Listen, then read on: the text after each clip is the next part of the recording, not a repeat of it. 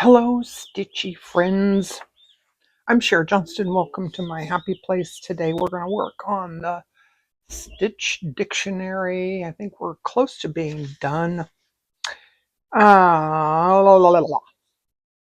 Join me on Facebook. There's a link in the description. Also visit my Ko-fi site. There's never any hidden content. There's no paid content, nothing like that. It's all free to you. So if you could go there and support me, I'd appreciate it. Buy me a coffee, send me a buck or two. Um, that's much appreciated. Hit the like button and hype the video. You know, share, subscribe, all that stuff that helps me out. Appreciate it. So the next stitch we're going to do is a running stitch. Now this stitch, by the way, I have my DMC floss. Oh, this is the one. It's either 926 or 928. One of those two. And I just have a regular, I think this is an embroidery needle. And the running stitch, I drew a line in there. You don't really need a line. Just goes up and down, back and forth, in and out. I could do a whole video on running stitch. And if you look at Sharon Boggan's book, she does a stacked running stitch and a staggered running stitch and a threaded and laced and all the things. I'm not going to do that today. We'll do that in another video. But for this video, that's our running stitch.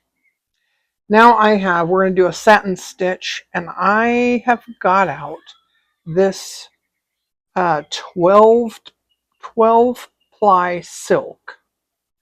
I wrote 6 ply there. I don't know why. It is made in France, saw silk. I'm going to use all 12 strands because I have this idea. This is not a stitch that I use a lot, but I have this idea that if I use many strands that it might fill in a little better. So I'm going across the shape. You can see I drew in a shape. And I'm thinking that maybe it would, little pieces of my knot came through there. Maybe it would like smooth out a little better. I don't know. Well, we're going to try it out. You can also do, if you look in her book, you can outline it and then do your satin stitch around, you outline it in back stitch and you do your satin stitch around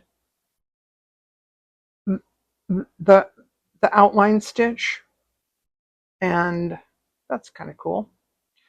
I have done padded satin stitch when I do my little people. We do a padded satin stitch to fill in the little heads. But yeah, so I'm just going back and forth, up and down. Now I don't think, let's just try it. I don't think you can really go down. Hold on, my knot is coming through the back. I don't know if you can go down here and then come back up beside it. I've seen Rachel do this. Rachel Roxbury, Roxy Creations. I've seen her do this. I don't know if it might work out. Let's try it. I think she does this just to not waste thread. Because, when you have some threads, sorry, I was off camera. Oh my gosh. when you have some threads, they can be expensive. Or, you know, I don't know, it's just a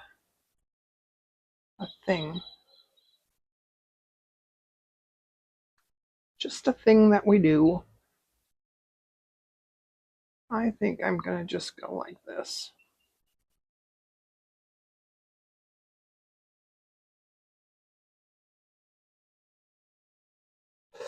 And yeah, if you futz with it, it can smooth it down a little bit.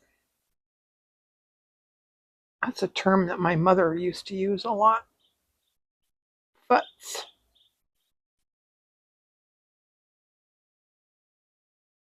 Are you familiar with the term futz? It's a very technical term.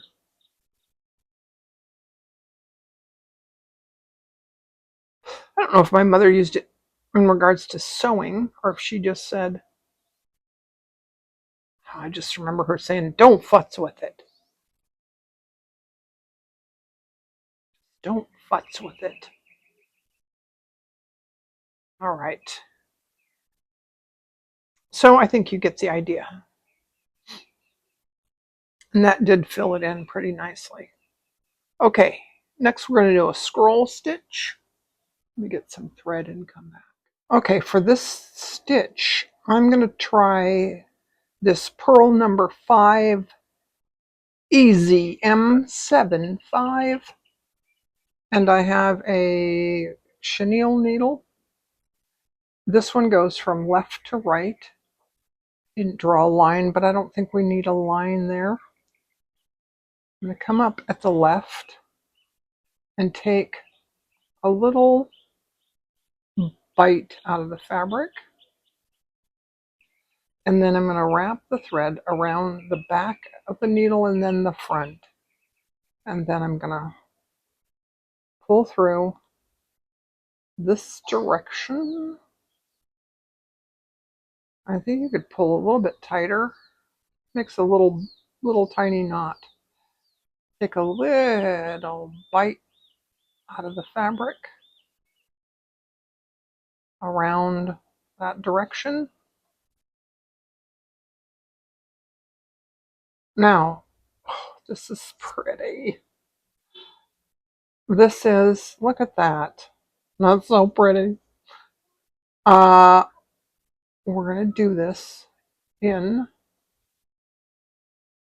the Crazy Quilt book. That would be really pretty with some, I think I have pink and a number 3. You know what?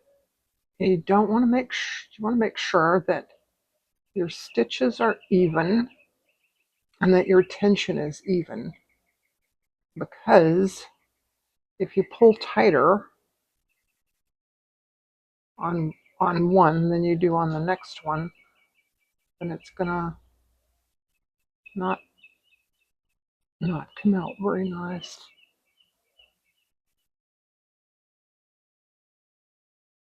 That needs to go underneath there and under there.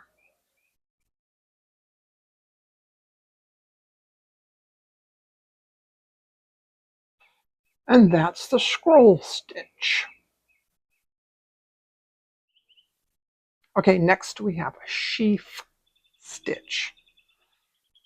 I'm going to do 3 straight lines.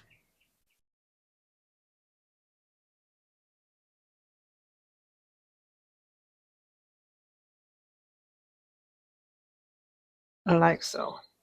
Then we're going to come up in the middle of those stitches. And then I'm going to go under this one and around there.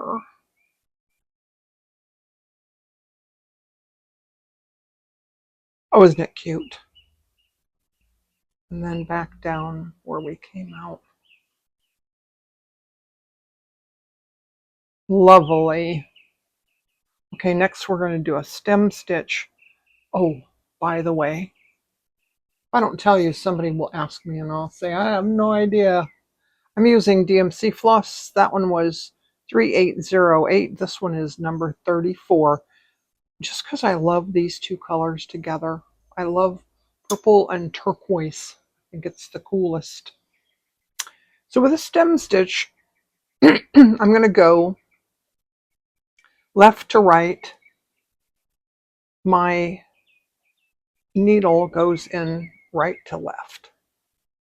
So I'm taking one stitch, like a bite out of the fabric back.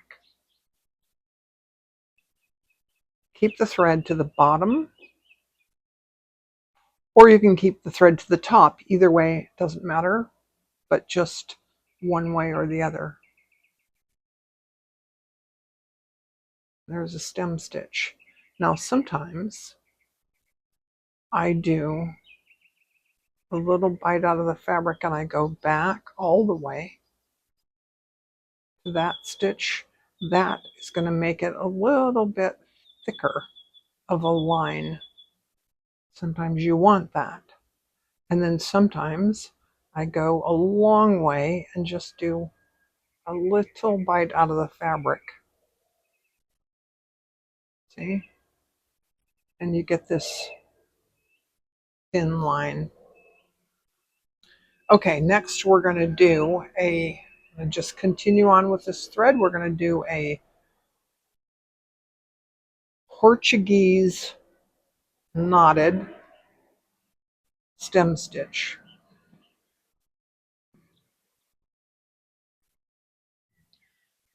Sorry, I don't know if there's more air traffic because it's a weekend or what the deal is. I do know the weekends tend to be a little noisier. Okay, so what I'm going to do now with the Portuguese knotted stem stitch is I'm going to go back up through. See where there's two strands of thread there? I'm going to go up through. I'm going to go back through. Make a little knot there. Then I'm going to go do another stem stitch. And then I'm going to go back under those two stitches, then again, and I want this. Where do I want this? I think I want to wrap it. I don't remember.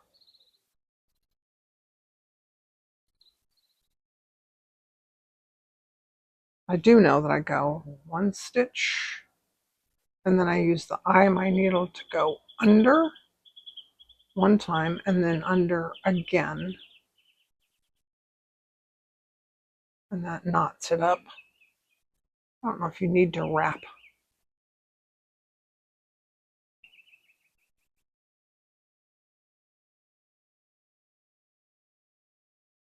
Under, and then under again.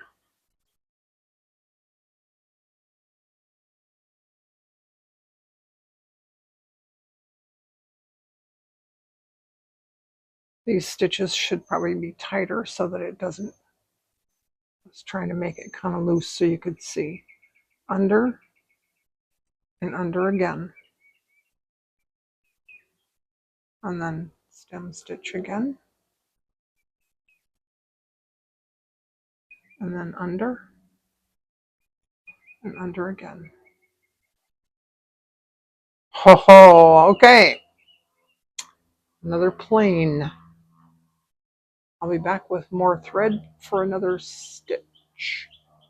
I almost completely forgot this one that I wanted to add. Oh, I think I do it left to right. Well, let's just, I think I do it right to left, but if so, I can turn it around. Let's see. This is kind of new to me. This is a Spanish knotted feather stitch. It starts out with a twisted chain stitch. And then I'm going to go in there and out there and wrap the thread.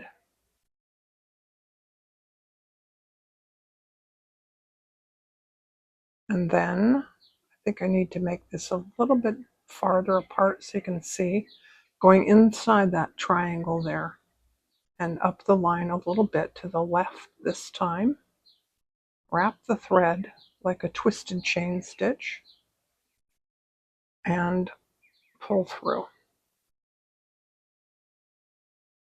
And then again, I'm going to find that triangle there and go out to the left. Should have drawn a line in the center because you go to the right of the line and then to the left. So I said the left, but I meant the right. Pull through. And then I'm going in that little triangle and I'm going to the left of the line this time. Twist it around. When you do a twisted chain stitch, it makes like a little fish looking thing. See the fish? And I'm going to go into that triangle and up to the right of the line. Wrap the thread like a twist, like a little fish.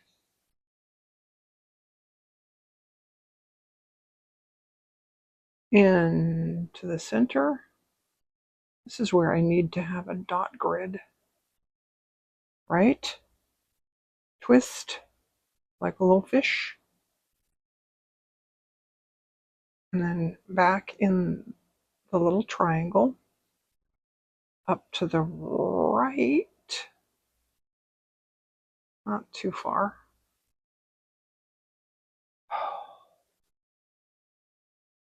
Sorry if that was all off camera.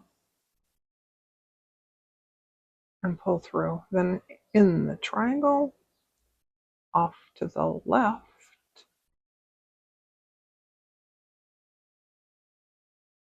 Twist. Make a little fish.